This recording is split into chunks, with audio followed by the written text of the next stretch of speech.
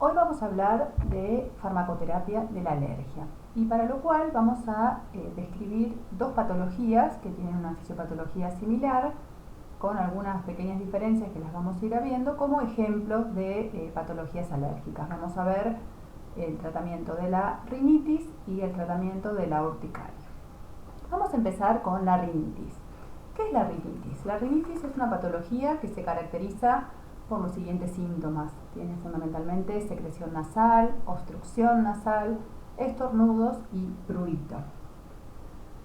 De acuerdo a la causa de la rinitis, se la puede clasificar en rinitis alérgica o en rinitis no alérgica. Entonces, para que ustedes lo sepan, nosotros en la clase de hoy fundamentalmente nos vamos a basar en el tratamiento de la rinitis alérgica.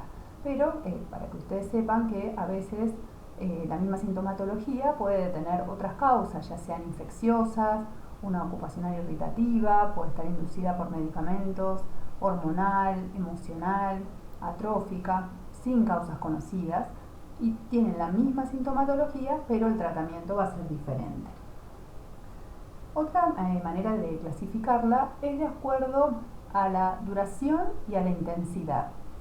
La rinitis puede ser intermitente o persistente. Intermitente es cuando se presenta menos de 4 días a la semana o bien por menos de 4 semanas consecutivas. En cambio, si ya hay más de 4 días a la semana o más de 4 semanas consecutivas con estos síntomas, se habla de rinitis persistente.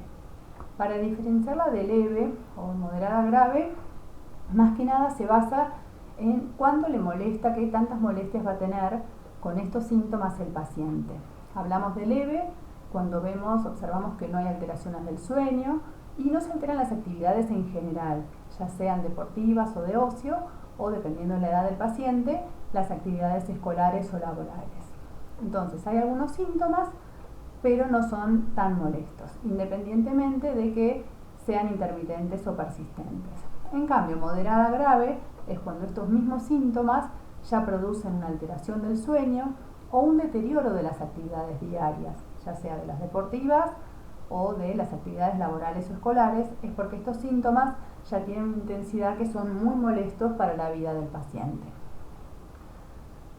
Esto, es más que nada médico, pero para que ustedes sepan cómo se diferencian, digamos, si va a ser una rinitis alérgica o no, fundamentalmente, independientemente de los síntomas, lo que se hace, el médico va a tener que hacer una historia clínica y buscar primeramente si hay alguna causa infecciosa, que en ese caso se tratará y no estaríamos en presencia de una rinitis alérgica. En el caso de que no sea infecciosa, entonces van a tener que buscar antecedentes familiares o antecedentes patológicos de la misma persona. Ya a veces hay pacientes que han tenido algunas otras patologías alérgicas que dan indicio de que puede tratarse de una rinitis alérgica, y también una exploración física.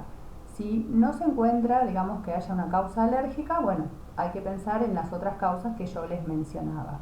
En general, cuando ya se determina que hay una causa alérgica, muchas veces el paciente es derivado a un especialista en alergia, donde le hacen determinadas pruebas para determinar cuál es el factor desencadenante. Una vez que se conoce este factor desencadenante, la primera medida, obviamente, es tratar de evitar, si es posible, a veces no es posible, o reducir esta exposición. Justamente lo que se llama alergeno es justamente el desencadenante de esta reacción alérgica. Entonces, una vez que tenemos el diagnóstico de rinitis alérgica, se puede empezar el tratamiento farmacológico, que ahora vamos a ver cuál es. Muchas veces, como acá dice la guía, hay que derivar a un especialista en alergias.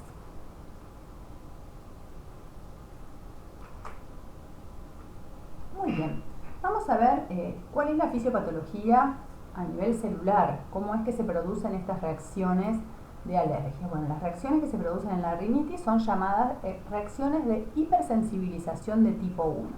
¿En qué consiste? Una vez que el organismo, la persona, está enfrente a lo que se llama alergeno, que es esta sustancia desencadenante de la alergia, estos alergenos ingresan a la célula y son reconocidas por las células presentadoras de antígenos. Estos alergenos se llama, digamos, la molécula que produce la alergia, lo llamamos como antígeno. Esto seguramente ya lo vieron en la inmunología. Esta célula presentadora de antígenos lo va a procesar y se lo va a presentar a las células T, que van a hacer, mediante la liberación de mediadores químicos, le van a dar la señal a los linfocitos B, que van a producir una inmunoglobulina E, que es un anticuerpo, específica contra estos alergenos. Hasta ahí, digamos que no hay reacción de alergia. Pero ¿qué pasa? Una vez que el alergeno vuelve a estar en contacto con el paciente, estamos hablando de la fase efectora, que es la segunda etapa, estas células, que son los mastocitos, tienen receptores para estas inmunoglobulinas E, y ante presencia nuevamente de estos alergenos hacen que estas inmunoglobulinas, que ya fueron creadas en la fase de sensibilización, reconocen este antígeno y mediante una serie de reacciones químicas hacen que estas células, que son los mastocitos y los basófilos, van a liberar una cantidad de mediadores, entre ellos histamina, prostaglandinas, leucotrienos y citoquinas, que van a ser las responsables de todos los síntomas clínicos que ya les comenté de esta patología. Esto es importante que lo tengan en cuenta porque van a ver que después el tratamiento farmacológico justamente se va a basar en medicamentos que van a tratar de controlar estos mediadores químicos. Vamos a ver un poquito qué pasa a nivel celular, que yo les contaba en esta fase de sensibilización y en esta fase efectora. Una vez que ya el mastocito, estas células han sido sensibilizadas previamente, el antígeno interactúa con los IgE situados sobre los receptores específicos de membrana del tipo Fc. Muy bien, es esta parte que está acá. La unión de receptores IgE de membrana genera la activación de diversas enzimas, entre ellas proteasas y fosfolípido-metiltransferasas. La metilación sucesiva de fosfolípidos implica la transferencia de grupos metilos desde la S-adenosilmetionina a la fosfatidiletanolamina para formar la fosfatidilcolina, que tenemos acá. La modificación fisicoquímica de la membrana, provocada por el enriquecimiento de fosfatidilcolina, puede ser uno de los agentes que ocasiona la apertura de canales de calcio. Además, en este proceso se produce hidrólisis de fosfatidilinositol por la fosfolipasa C, que origina el diacilglicerol y el ácido fosfatídico, y por lo tanto la entrada y movilización de calcio. La entrada de calcio es la señal imprescindible que inicia el proceso de exocitosis. Ven que acá tenemos el ingreso de calcio, que van a ver acá, digamos, para que se puedan liberar todos los mediadores. No se conoce en detalle los mecanismos implicados, pero es posible que haya mecanismos de fosforilación proteica que determinan la movilización de estos gránulos y finalmente la expulsión de su contenido. Acá en esta parte de la diapositiva les muestro en detalle justamente lo que habría acá dentro, digamos cuáles son estos mediadores que se expulsan y se liberan de los gránulos, que acá, como les había mencionado antes, tenemos la histamina, tenemos enzimas proteolíticas, tenemos citoquinas como la interleuquina 4, 5, bueno, estos son algunos, los leucotrienos, estos ahora les voy a contar que también son muy importantes, quimioquinas, que producen daños en los tejidos. Algo importante que también tenemos que ver en esta diapositiva es que ante el estímulo de calcio, nosotros hay ácidos grasos poliinsaturados de la membrana que van a desencadenar la síntesis de ácido araquidónico. Este es importante, este compuesto, que lo recuerden, porque con la metabolización, dependiendo de la enzima que sea activada, se va a activar tanto la vía de la ciclooxigenasa y la vía de la lipooxigenasa. ¿Por qué es importante? Bueno, porque la estimulación de la vía de la ciclooxigenasa va a dar origen a la producción de prostaglandinas. Esto lo van a ver bien en el teórico de antiinflamatorios no esteroideos, porque vamos a ver que justamente las responsables del dolor y la inflamación son las prostaglandinas. Pero también son mediadores que están implicadas en los procesos de alergia. Justamente en la alergia también hay procesos inflamatorios que están mediados por estas prostaglandinas. Y la otra vía que es cuando se metaboliza el ácido araquidónico, es la vía de la lipoxigenasa que produce leucotrienos, que como yo les menciono acá, son otros mediadores responsables de la alta producción a veces de moco y de broncoconstricción en los procesos alérgicos. Estas vías ténganlas presentes porque por un lado vamos a ver el tratamiento de las alergias y aparte también cuando veamos el tratamiento en el otro teórico de antiinflamatorios no esteroideos, vamos a ver que por un desbalance, porque se inhibe una parte de la síntesis, digamos del metabolismo de este ácido araquidónico, da lugar a que se produzca más, digamos que el desbalance para el lado de los leucotrienos. Entonces muchas veces las reacciones alérgicas que se producen por estos analgésicos, ustedes quizás habrán escuchado las reacciones alérgicas por antiinflamatorios, ya sea por aspirinas o por otros, bueno, justamente parte de la causa es que está inhibida una vía de metabolismo del ácido araquidónico para dar lugar a una exacerbación de la vía de la síntesis de los leucotrienos, que son parte, digamos, de lo que estamos viendo en esta clase, responsables de las reacciones alérgicas. Muy bien, entonces vamos a ir viendo estas sustancias que se liberan, que yo les comentaba son mediadores, vamos a ver en detalle qué produce cada una de ellas. Bueno, tenemos la histamina, que es la responsable de producir la vasodilatación, la secreción nasal, el prurito y los estornudos. Ven que prácticamente es responsable de todos los síntomas que se producen en la rinitis. Los leucotrienos, por su parte, fíjense que producen obstrucción y aumento de la secreción nasal, aunque no son responsables de los estornudos, pero es importante porque también aumentan la secreción de moco. Y las citoquinas participan en el mantenimiento de esta inflamación que las personas alérgicas, ustedes saben que muchas veces también hay una molestia muy grande porque las zonas están inflamadas. Bueno, entonces por eso es que se pensó, a ver, ¿cómo podemos tratar esta patología? Bueno, fundamentalmente hay que tratar de inhibir la respuesta originada por estos mediadores. Entonces, bueno, como el principal mediador es la histamina, entonces por eso se pensó en antihistamínicos. Ahora vamos a ver por qué H1 o H2 o H3, esto tiene que ver con la localización. Vamos a ver que los que se usan en alergia son antihistamínicos H1. Tenemos de primera generación y de segunda generación. En esta clase no nos vamos a detener en los H2, que ya los van a haber visto en la parte de gastro, en los inhibidores de la síntesis de ácido en el estómago, y los H3 tampoco los vamos a ver en esta clase. Nos vamos a detener en los que están implicados mayormente en las reacciones alérgicas. Vamos a ver que los de primera generación, para que vayan recordando algunos nombres, tenemos la difenidramina, dimenhidrinato, la prometacina. De segunda generación seguramente los han oído nombrar, la loratadina, la desloratadina, cetiricina, hay otros más. ¿Por qué son importantes los anti-H1 fundamentalmente? Bueno, por la localización fundamental. Esto igualmente es un gráfico que una tabla que muestra la distribución fundamental, no muestra todas las localizaciones. Pero para que ustedes vean que los H1 están en el músculo liso, en las células endoteliales, bueno, también en el sistema nervioso central, como ya lo hemos visto. Y los H2, ya vieron que su papel fundamental está en las células parietales gástricas. Las H4 tienen algo de participación en alergia, pero bueno, fundamentalmente están en células de origen hematopoyético.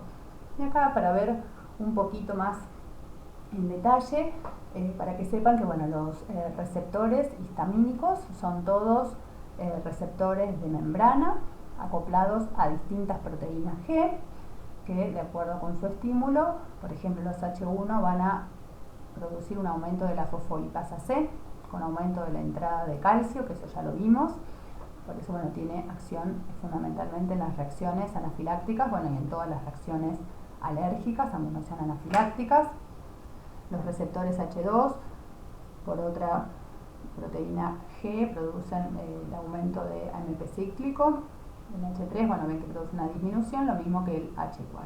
Pero nos vamos a detener fundamentalmente en los receptores H1, que son los que vamos a ver en esta clase. Bueno, los receptores de histamina pueden encontrarse en estado activo o inactivo. Y la mayoría de los antihistamínicos son agonistas inversos del receptor de histamina, es decir, que estabilizan el receptor en su estado inactivo. Esto es una esquemita para que ustedes vean en equilibrio. Tenemos tanto de la forma inactiva como la forma activa de estos receptores. ¿Qué se vio?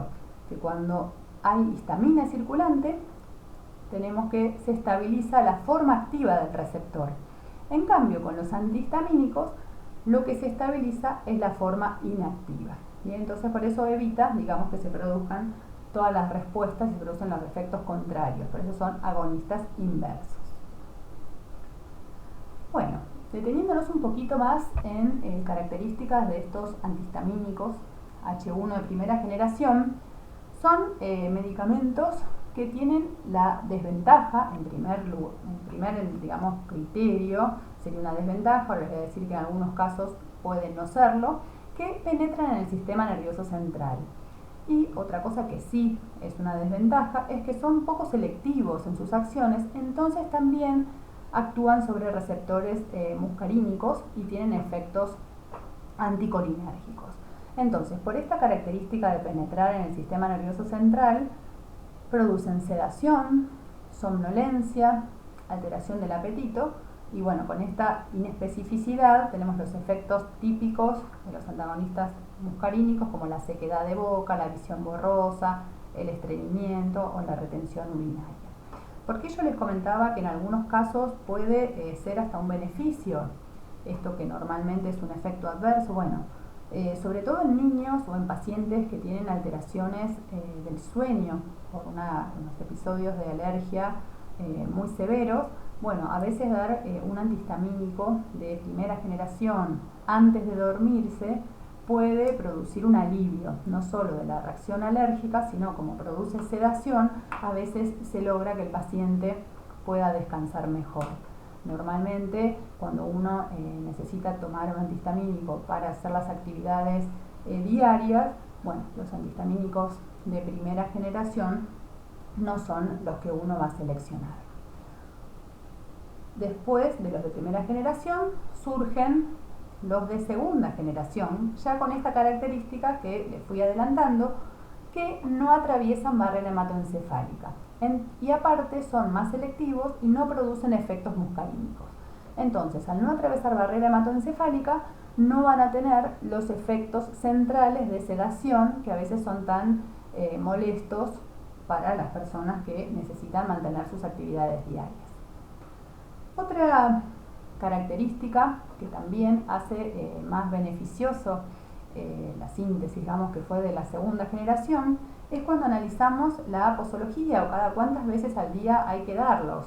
Bueno, cuando vemos las indicaciones para los de primera generación, vemos que en general hay que darlos cada 6 horas o ven hasta 4 veces al día, porque tienen una vida media más corta, entonces hay que darlos más veces para tener el efecto.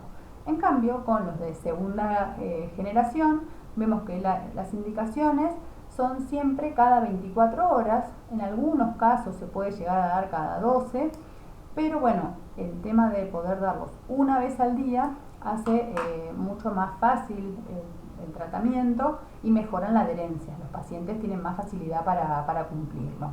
Bueno, en esta tablita después vamos a ver los otros medicamentos que también se utilizan para rinitis, que tenemos corticoides nasales y descongestivos, que ahora ya después los vamos a ver. Bueno, esta es una tablita con las características, digamos, de los tratamientos que se selecciona y como vemos, en realidad, fundamentalmente lo que va a dar el criterio del médico para ver qué tratamiento usa o no, fundamentalmente es, vean que los leve e intermitente se diferencian de lo que sea moderada o leve persistente. O sea, más que nada, el tratamiento va a variar de acuerdo a qué tantas molestias tiene por esta rinitis el paciente. Bueno, acá ven que como una de las primeras líneas tenemos la parte de evitar los alergenos o las sustancias que desencadenan estas reacciones alérgicas. Se utilizan los descongestivos intranasales, estos en general, como ya lo habíamos visto en simpáticos, utilizan tratamientos cortos porque pueden producir una reacción de rebote, o sea que en vez de tener descongestión puede haber una congestión. Tenemos, que ahora vamos a ver, los antagonistas de receptores de leucotrienos, los antihistamínicos, fundamentalmente los de segunda generación, y en algunos casos, cuando ven que los grados de la rinitis ya es un poquito más importante, se utilizan unas cromonas tópicas, esto especialmente en los niños pequeños, y corticoides intranasales. En algunos casos, cuando ya es un poquito más importante la sintomatología, se recurre a inmunoterapia con algún especialista en alergia. Bueno, ¿cuáles son los alergenos más comunes que hay que tratar de evitar en la rinitis alérgica? Bueno, tenemos el tema de los ácaros, el polen, mascotas, polvo, hongos. Como ven, algunos son evitables y otros no tanto. Lo que es el polen, de acuerdo al lugar donde uno vive, a veces es muy difícil evitar la exposición, pero bueno, hay que tratar de evitar por lo menos de tener quizás plantas adentro de la casa. Con respecto a los ácaros, una buena higiene, una limpieza. Vieron que hay algunas recomendaciones que dan, quizás sobre todo con el lavado de las sábanas que uno usa en la cama. Recomiendan fundamentalmente exponerlas al sol y plancharlas con una plancha bien caliente. Esto en general elimina los ácaros. Otras cosas importantes, si hay un integrante de la familia con esta sintomatología, con esta patología, es tratar de evitar tener alfombras, que ahí se juntan muchísimos ácaros por más que uno las desinfecte, lo mismo que el polvo en las alfombras es muy difícil de controlarlo. Lo mismo en los niños que tienen rinitis, uno tiene que evitar todo lo que sean peluches o todos muñecos que juntan polvo. Bueno, con respecto a los hongos, una buena iluminación con sol, tratar de evitar los lugares húmedos. Bueno, a veces la lavandina se pueden evitar, y bueno, las mascotas a veces no se puede evitar porque uno ya son parte de la familia, pero bueno, sí se puede bañarlas, cepillarlas y bueno, tratar de que no tengan tantos pelos, que son los que justamente producen estas rinitis alérgicas. Estos son, digamos, una tablita donde vemos las distintas opciones para y en qué son efectivos para tratar. Ven, acá están divididos los distintos síntomas de la rinitis y vemos que los antihistamínicos orales son efectivos prácticamente para tratar todos los síntomas. Los antihistamínicos intranasales, excepto para la sintomatología ocular, también son efectivos. Después vemos que los corticoides intranasales, que son muy usados, también suelen aliviar bastante los síntomas. Y bueno, los descongestivos nasales vemos que fundamentalmente sirven para esta obstrucción nasal. Y acá vemos que los antileucotrienos, después los vamos a ver, también fundamentalmente son efectivos para tratar la obstrucción nasal y los síntomas oculares. Bueno, esto es como un algoritmo de más que nada clínico, de cómo de acuerdo a los síntomas se va decidiendo cuál es el tratamiento adecuado. Entonces, bueno, fundamentalmente, primero, si se puede, hay que identificar el alergeno. En general, si los síntomas son leves, se va a dar antihistamínicos a demanda. En el caso de que haya fallo de tratamiento, bueno, se vuelve a revisar el diagnóstico, o si los síntomas ya se consideran moderados o graves, se pasa a esta parte del algoritmo. Cuando los niños son pequeños, se suele usar cromoglicato, si no, también se dan antihistamínicos. En general, en cualquier parte del tratamiento se puede hacer algún periodo corto de descongestivos nasales, o en alguna situación especial, como si hay un viaje o alguna situación que uno sepa que se va, digamos, a tener la nariz más congestionada, más tapada. Con los síntomas más graves, ahí es cuando se empiezan periodos cortos con corticoides orales o tópicos, que son estas gotas nasales, o corticoides en spray. Los antihistamínicos ya de forma regular, no a demanda, o sea que son tratamientos un poquito más largos.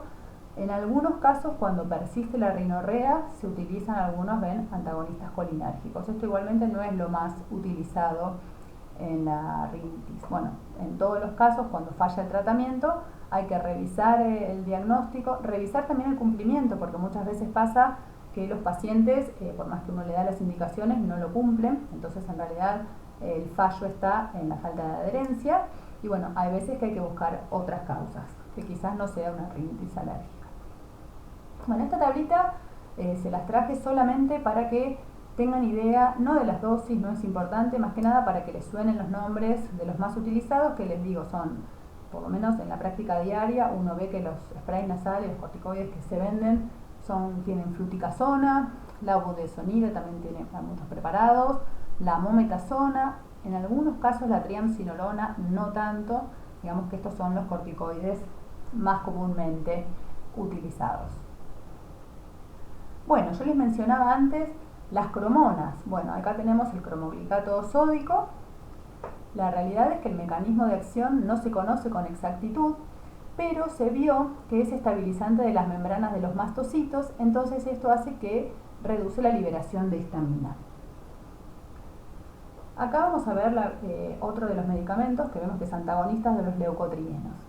Yo, cuando vimos todos los mecanismos intracelulares, les hablé del ácido araquidónico y les comenté que de acuerdo a cómo se metabolizaba, teníamos la vía de las ciclooxigenasas o de la lipoxigenasa. Bueno, justamente en esta vía de las lipoxigenasas, después de varias reacciones, se producen los leucotrienos que actúan fundamentalmente en las vías respiratorias. Los receptores de leucotrienos se encuentran ahí. Bueno, hay nuevos medicamentos, bueno, ahora ya quizás no son tan nuevos como el montelukast, que son inhibidores selectivos de leucotrienos. Y se vieron que asociados, en general no se reemplaza, digamos, los otros medicamentos que ya estuvimos viendo, sino que se asocian y se vio que en algunos pacientes hay una mejor respuesta a la rinitis que quizás solo con los antihistamínicos o solo con los sprays nasales. Bueno, ahora vamos a empezar a ver un poquito otra patología que comparte algunas características, digamos, de la fisiopatología, parte del tratamiento también, que es la urticaria. Es otra de las enfermedades alérgicas que vamos a ver hoy. Bueno, ¿qué es la urticaria? Bueno, son pápulas, como lo dice acá, de coloración eritematosa, tienen un tamaño y forma variable, que normalmente nosotros los conocemos como roncha, pero en realidad estas lesiones se denominan abones. Una característica es que estas lesiones son evanescentes, es decir, que a veces aparecen y desaparecen, o sea, no tienen una duración fija. Hay prurito y vasodilatación, después vamos a ver por qué se producen estos síntomas, que bueno, justamente son las responsables de que se hace un enrojecimiento, hay un edema y hay a veces un blanqueamiento central. Bueno, tanto como la rinitis que tenía una clasificación, la urticaria también tiene una clasificación. Cuando no se conoce la causa, se habla de urticaria espontánea. En cambio, cuando hay alguna causa, se dice que es inducible. De acuerdo al tiempo, también puede ser espontánea, aguda o crónica, ven que si es menos de 6 semanas o más. Y con las urticarias inducibles tenemos algunas características, unas que se llaman físicas y otras que se denominan en un grupo variable, que son otras, y vemos que hay muchísimas causas que los pacientes ya saben que cuando tienen ese estímulo les produce urticaria. Por ejemplo, hay pacientes que con el frío les sale estas abones, estas ronchas, a veces por presión, a veces la ropa muy ajustada o los calzados en la zona les produce urticaria. Hay cuando tienen calor localizado. Otra que se llama facticia o dermográfica es cuando uno se rasca en una zona, bueno, después se produce esta urticaria. Después, bueno, otros ejemplos, bueno, a veces con agua. Colinérgica, esto es cuando aumenta la temperatura corporal, por ejemplo, cuando uno hace ejercicio y después de eso empiezan a salir estas ronchas que normalmente son simétricas. Urticarias por contacto ante distintas sustancias, pueden ser alimentos, plantas. En general, antes de los 30 minutos que la piel estuvo en contacto con esto, produce la urticaria. Y a veces con el ejercicio físico, esto que pusimos vibratoria, angioedema, en realidad es algo de vibración, martillo neumático no es algo muy frecuente o algo que uno conozca mucho. Después, otra clasificación las divide en la urticaria inmunológica o no inmunológica. En general, las inmunológicas son las que tienen que ver algunos de los procesos, ¿se acuerdan cuando ustedes vieron en inmunología? Los distintos tipos de reacciones de hipersensibilización, que teníamos los 4 tipos. En general siempre hay, digamos, células o anticuerpos, digamos, que son mecanismos propios de la respuesta inmune. Entonces la de tipo 1, ¿se acuerdan que era la mediada por IgE con liberación de histamina, de distintas causas? Las de tipo 2 hay una activación del complemento y hay mecanismos citotóxicos. En la de tipo 3 hay una activación del complemento, que hay inmunocomplejos. Y en la del tipo 4, que es la de la hipersensibilidad retardada, que es normalmente la urticaria por contacto. Dentro de las activaciones no inmunológicas, hay sustancias que activan directamente al mastocito, o sea, sin mediar un complejo antígeno-anticuerpo, no hay ninguna reacción inmune, directamente el mastocito, puede ser con un medio de radiocontraste o algunos medicamentos, que hacen que el mastocito libere, se degranule y produzca la urticaria. Como yo les contaba, hay sustancias que actúan en la acción de metabolismo del ácido araquidónico, como la aspirina u otros antiinflamatorios, que también pueden producir una urticaria. Y a veces la activación del complemento, pero sin estos complejos antígeno-anticuerpo, muchas veces son causas genéticas, por algunas fallas, también pueden producir que los mastocitos se degranulen y produzcan una urticaria. Como vemos, tanto en las inducibles como en las espontáneas, siempre la célula implicada es el mastocito, y ya sea en la inducible, bueno, por alergenos o por las causas que yo les comentaba, producen que se degranule, o en las espontáneas se vio que hay IgGs o IgE autorreactivas que también actúan sobre la membrana del mastocito y producen la liberación de los gránulos. Entonces, bueno, vemos que el papel del mastocito en la urticaria, al igual que en la rinitis, es central. Bien, ¿por qué? Porque mediante la liberación tanto de sustancias preformadas o que sintetizan de novo, ya sea en la espontánea y en la inducible, tenemos la liberación de histamina, quininas, prostaglandinas, leucotrienos, las enzimas proteolíticas, que son las mismas que también habíamos visto en la rinitis. Por eso estas dos patologías, digamos, que comparten esta característica. Se va a expresar como urticaria o como rinitis o como otras reacciones alérgicas que no vamos a ver en esta clase teórica. Bueno, esto es para que tengan idea de por qué se producen los signos y síntomas que se ven en esta patología, que es la urticaria. Yo ya les conté que los mastocitos y los basófilos, que son las células del sistema inmunitario, en su interior poseen los gránulos de histamina. Cuando esta histamina se libera, cuando estimula las fibras nerviosas de la piel, son las responsables de que cause picazón. El picor se debe justamente porque se estimulan las fibras nerviosas de la piel. Ahora vamos a ver por qué se producen los sabones. Justamente el contacto con los vasos sanguíneos de esta misma histamina provoca que esto liberen el líquido que se acumula, porque se acuerdan que producía vasodilatación y permeabilidad. Y esto es lo que provoca los sabones, que es esto que uno ve como una roncha. El tema es que si se afectan las capas más profundas de la piel es cuando hablamos de angioedema, que es algo que normalmente se ve como una inflamación facial, uno ve la cara hinchada, los ojos, bueno, es como una inflamación aún mayor, más marcada, porque están afectadas las capas más profundas. O sea, la fisiopatología es la misma, pero dependiendo de la localización de donde se produzca esta vasodilatación, vamos a tener una simple roncha o ya vamos a tener un edema, una inflamación más importante. Bueno, esto es como para recordar un poquito de inmunología. Otros de los mecanismos que también están implicados en la urticaria son todas las reacciones del sistema de complemento. Siempre, bueno, hay un anticuerpo que desencadena toda una serie de reacciones, terminando produciendo el fragmento C5A. Como en el mastocito hay un receptor para C5A, cuando se une desencadena también toda la liberación de los mediadores. ¿Cómo es el manejo clínico de la urticaria crónica? Bueno, hay 3 líneas, digamos, fundamentalmente, que vamos viendo de acuerdo a si hay control o no de los síntomas.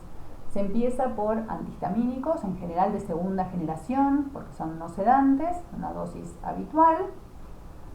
Se controla y se ve si esto no hay respuesta, entonces a veces lo que se hace es Se evalúa la toxicidad, por supuesto, pero a veces se suele dar de hasta 2 a 4 veces la dosis habitual.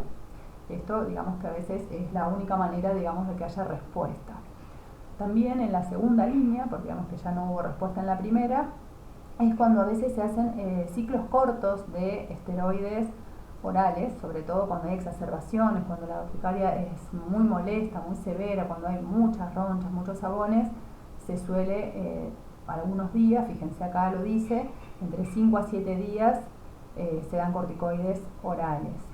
A veces se considera, si hay una relación con los analgésicos, antiinflamatorios, también se pueden dar los antileucotrienos. Y cuando ya no hay control de la urticaria, o sea, realmente el paciente está muy mal, es cuando se prueba con medicamentos. La ciclosporina A está, digamos, como uno de los medicamentos para la urticaria. La verdad que es uno de los últimos recursos porque es muy tóxica. Después vamos a ver cómo funciona y cómo ejerce su mecanismo, pero también tiene muchos efectos adversos. Y uno bastante nuevo es un anticuerpo monoclonal que se llama omalizumab. Sí, digamos, tiene más indicación, tiene menos efectos adversos, y también vamos a ver cómo es el mecanismo de acción, por qué actúa en la urticaria. Los ciclos cortos de esteroides en general siempre se van probando cuando no hay respuesta. Bueno, vamos a ver un poquito el tema de los corticoides. Bueno, algo importante que ahora vamos a ver en más detalle es que los corticoides tienen su acción, o sea, el receptor está a nivel genómico. Tienen su acción porque inhiben la vía de interleuquina 1, el macrófago, y inhiben la diferenciación y proliferación de linfocitos T. Si vemos un poquito a nivel intracelular, podemos ver que, bueno, donde dice S sería esteroides, son los corticoides. Estas son moléculas muy liposolubles que atraviesan sin ningún problema la membrana, y vemos que en el citoplasma se encuentran los receptores, pero los receptores que están en el citoplasma se encuentran de manera inactiva.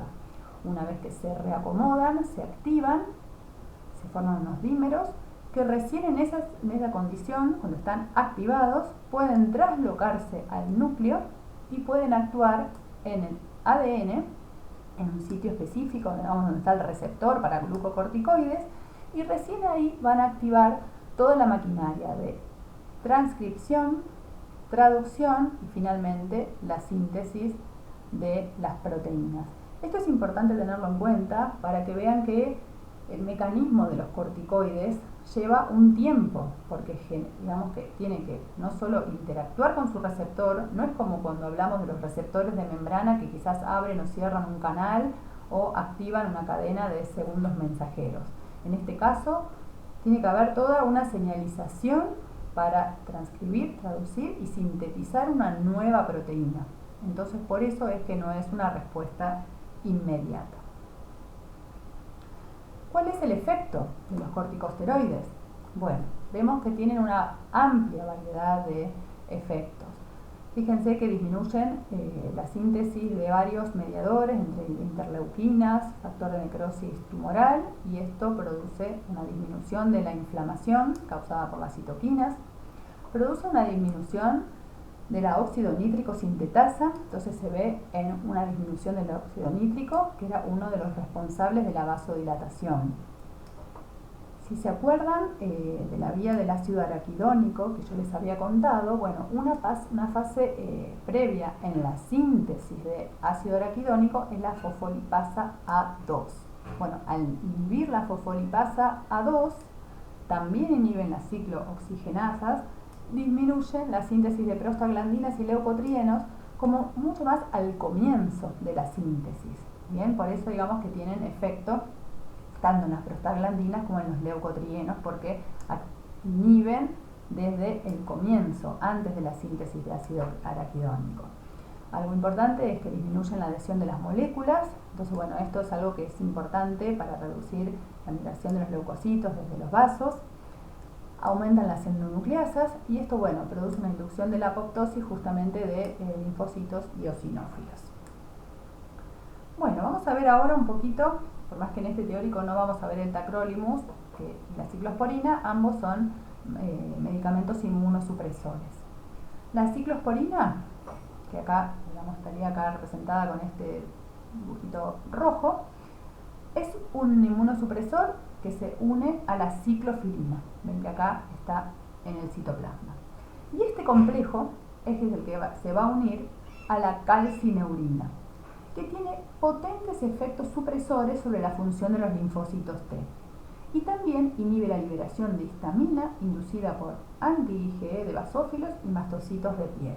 Bueno, este es un inmunosupresor muy potente, por eso yo les decía que es una medicación que no es de lo más usada en urticaria y se usa en otras dosis, por ejemplo, para inhibir los rechazos de trasplantes. O sea, realmente son medicamentos que producen una inmunosupresión muy importante. Algo que, fíjense, tanto la ciclosporina y el tacrolimus actúan sobre todas las líneas. Fíjense que actúan sobre los linfocitos T, sobre los linfocitos B y sobre los granulocitos.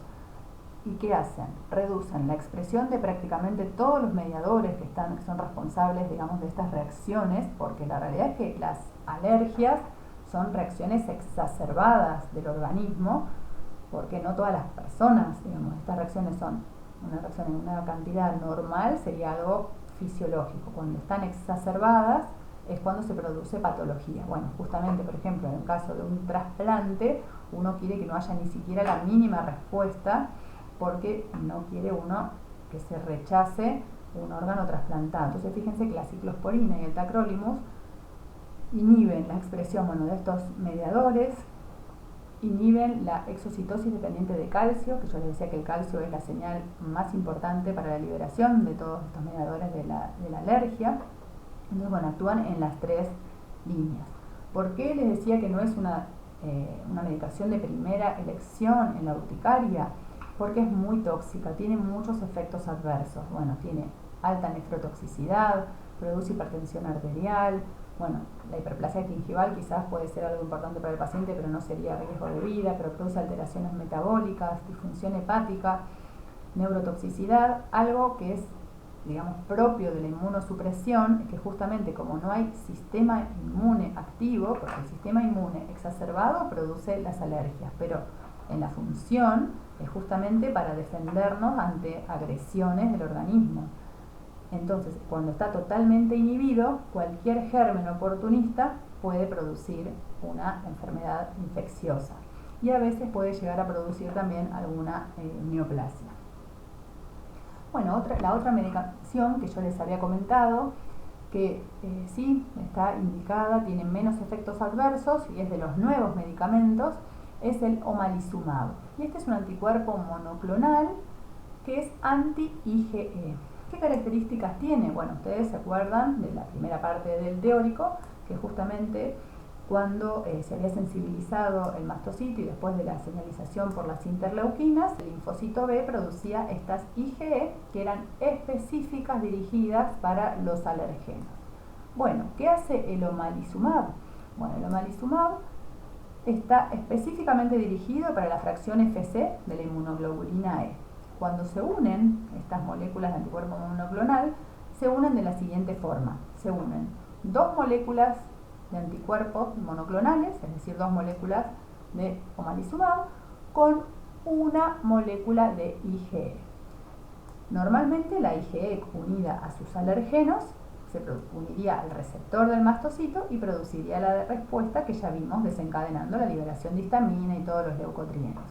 Cuando el omalizumab, estas dos moléculas se unen a la IgE, tienen una estructura tridimensional tal que no le permite unirse al receptor. Entonces, de esta manera, no hay ningún estímulo que a este mastocito que ya está sensibilizado le haga liberar, digamos, los mediadores.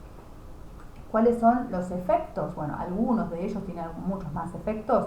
Se vio que disminuye la concentración de IgE libre en suero, disminuye la expresión de los receptores Fc en mastocitos, basófilos y monocitos, disminuyen los eosinófilos, que se acuerdan que eran de las células de la sangre que están implicadas en la alergia. Otra cosa es que aumenta el umbral justamente para la liberación de mediadores del mastocito. Cuando hay diversos degranuladores, necesita más cantidad de degranuladores para que se produzca esta liberación. Disminuyen la interleuquina E y también los basófilos circulantes y se disminuyen las manifestaciones inflamatorias de la piel, que es fundamentalmente lo que los pacientes buscan, porque estas urticarias son muy molestas.